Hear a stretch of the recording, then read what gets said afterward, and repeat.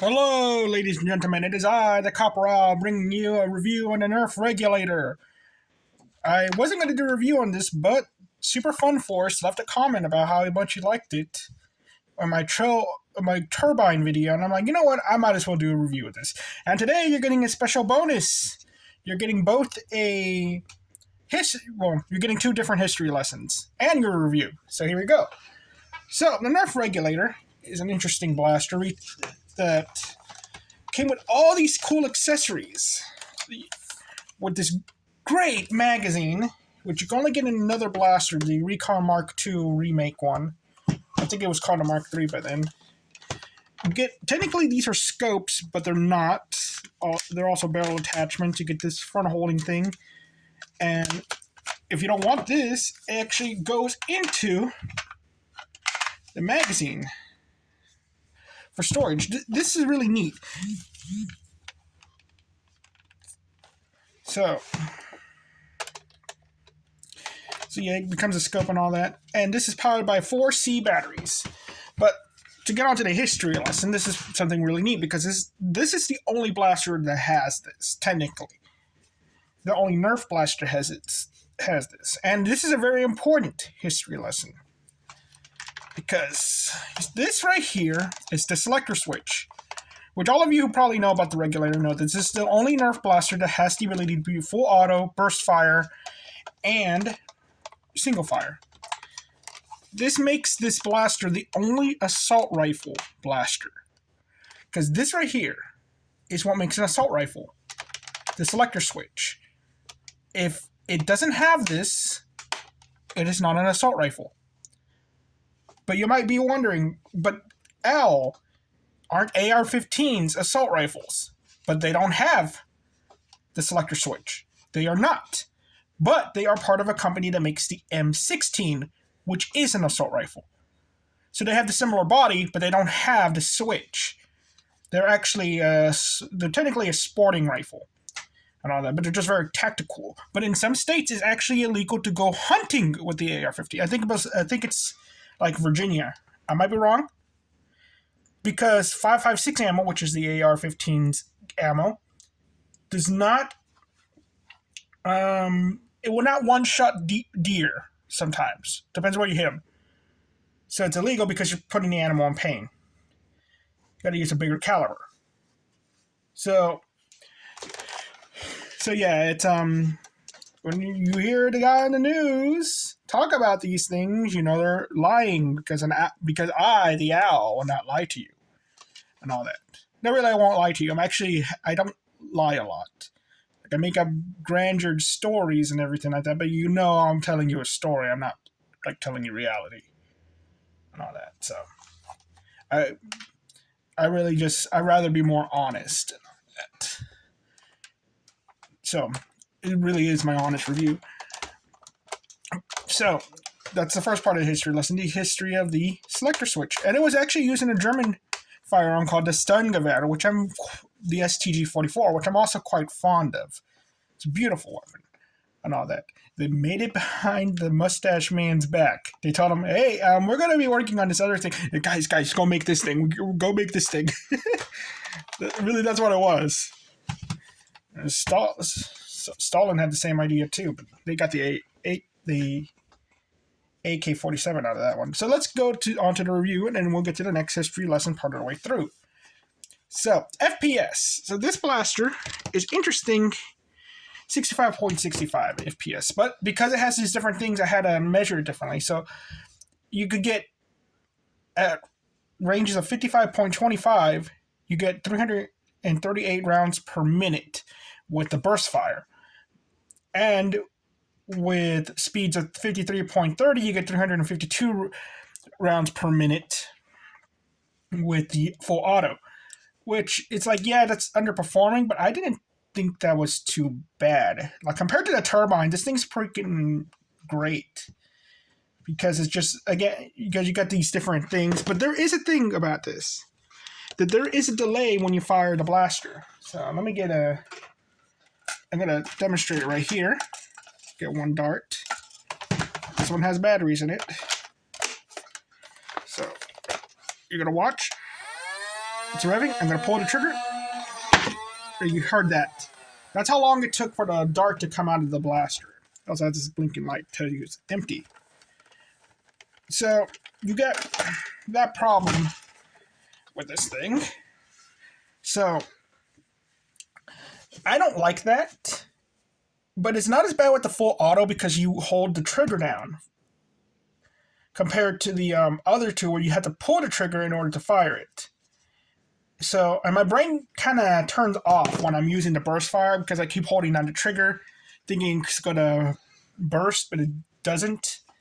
So, yeah. And in Nerf, the ability to do full auto versus semi-auto with a flywheel blaster is pretty interesting because the idea of full auto is to spray and pray and all that. It's suppressive fire, essentially. And all that. Was the thing, like, if you got a bunch of guys coming at you, you just fire and all that. I'm thinking warfare, World War I warfare in my brain. Burst fire is, again, like... I don't actually know the history of burst fire because I don't think I know any weapon that actually burst fires other than you using an automatic, holding down your trigger for a little bit and letting go. Because that's how I learned how to use burst fire. So yeah, it's very... This blaster gets my weapon brain working and all that stuff, and I don't need those pistons working at this early in the morning. So I'm gonna say it's like, because full autos tend to like go down in like RPM and all that. I'm gonna say this isn't bad. It's really okay, FPS wise, but that's what I was going to say, because that's the single fire thing. So and I'm like, wait a minute, that is slightly below average, but it's more around the average. But it's also full auto, and I'm like, I don't know how to really rate this, to be honest, and I'm gonna say it could. I'm gonna say it's okay because I'm very unsure how to rate that. Accessories. Now this thing has accessories for days. You got these two barrel attachments come apart, but you can't connect them. They're loose connections though. They're gonna wobble. So you put something heavy on it, it's gonna wobble, but it allows you to use a regular Nerf gun as an attachment for any of your blasters that could take from barrel attachments. So there's some ideas I had, but I do like the looks of these. I actually put them on my stripes all the time.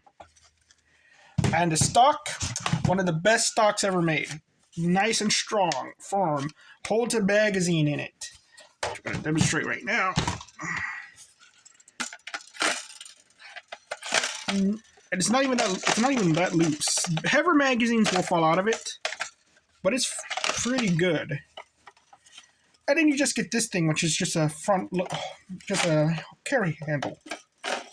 So if you want to go like full-blown Rhodesian freaking military, you're just LARPing like you're in Cambodia, then absolutely this thing's great. And it came with two 12 dart mags, which I don't have.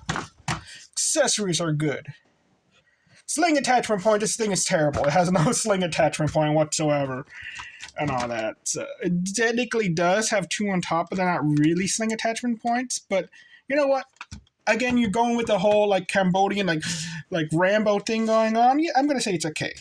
You know what? Let's take a better look at this. So technically, yeah, it does. But these, yeah. You know what? I'm gonna take it back. I think these are actually better than what they are.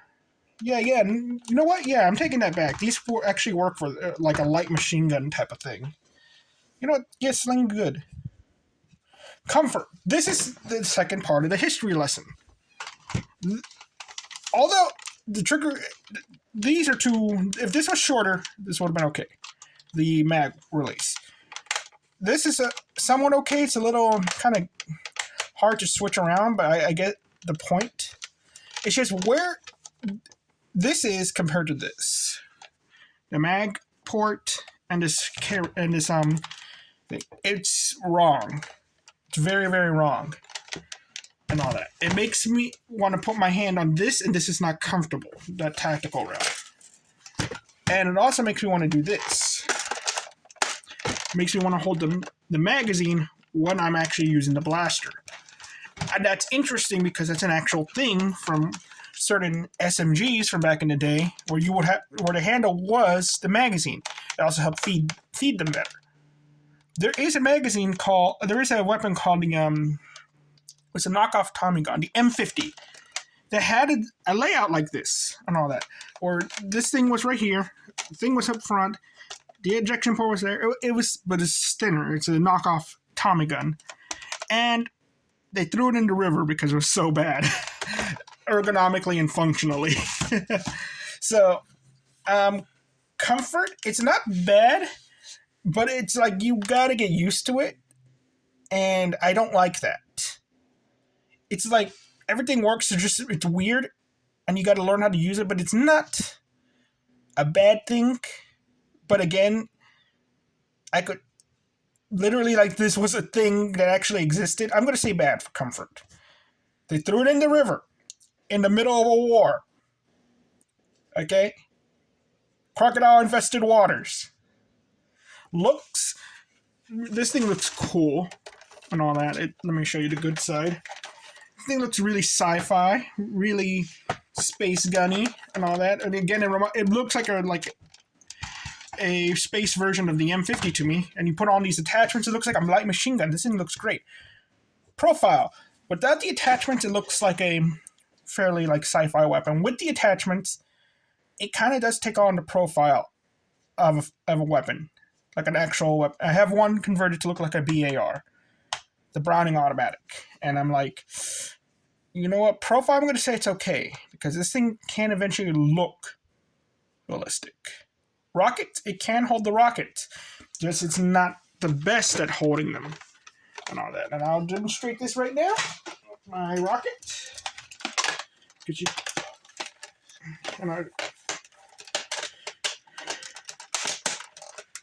Because look at how tiny that space is. I can barely get my thumb in there. You can do it, but it's not the best. And also, you have the front iron sight, which gets in the way. So yeah, you know what? I'm gonna say bad rockets. Mega, perfectly fine.